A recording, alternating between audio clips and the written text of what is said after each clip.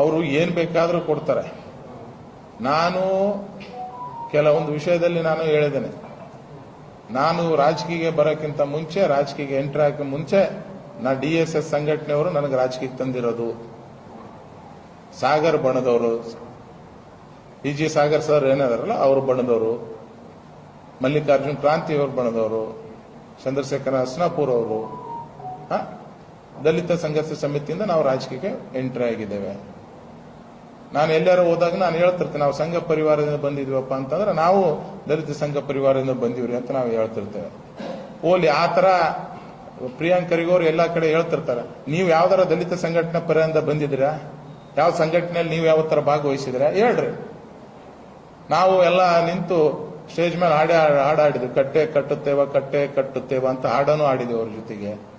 ಅಷ್ಟೇ ಬಾಬಾ ಸಾಹೇಬ್ ಅಂಬೇಡ್ಕರ್ಗೆ ನಾವು ಗೌರವ ಕೊಡುವಂತ ಕೆಲಸನೂ ನಾವು ಮಾಡ್ತೇವೆ. ಬಾಬಾ ಸಾಹೇಬ್ ಅಂಬೇಡ್ಕರ್ ತತ್ವ ಸಿದ್ಧಾಂತದ ಮೇಲೆ ನಡೆಯುವಂತ ಕೆಲಸವನ್ನು ಮಾಡ್ತೇವೆ. ಇವತ್ತು RSS ಎಲ್ಲರನ್ನೂ ತಗೊಂಡು ಹೋಗುವಂತ ಕೆಲಸವನ್ನು ಮಾಡ್ತದೆ. ಎಲ್ಲ ಒಳ್ಳೆ ರೀತಿಯಿಂದ ಎಲ್ಲರನ್ನು ಕರ್ಕೊಂಡು ಹೋಗುವಂತ ಕೆಲಸವನ್ನು ಮಾಡ್ತದೆ. ಎಲ್ಲರಿಗೂ ಒಂದು ಒಳ್ಳೆ ವೇ ಅನ್ನು ಕೊಡ್ತಾರೋಸ್ಕರ ಇವತ್ತು ಸಂಘದ ಅಭಿಮಾನಿಯಾಗಿದ್ದೇವೆ. ನೀವು ಓಲಿ, ನೀವು RSS ವಿರೋಧಿ ಇದ್ದೀರಿ, ಪ್ರಿಯಾಂಕರ್ಗೆ ಅವರೇ ವಿರೋಧಿ ಇರ್ರಿ, ಓಲಿ ದಲಿತ ಸಂಘರ್ಷ ಸಮಿತಿ ಪರ ನೀವು ಯಾವತ್ತ ಒಂದು ಸಭೆಗೆ ಅಟೆಂಡ್ ಆಗಿದ್ರಾ, ಯಾವ್ದಾರ ಒಂದು ಮೀಟಿಂಗ್ ಹೋಗಿದ್ರಾ? ಇಲ್ಲ.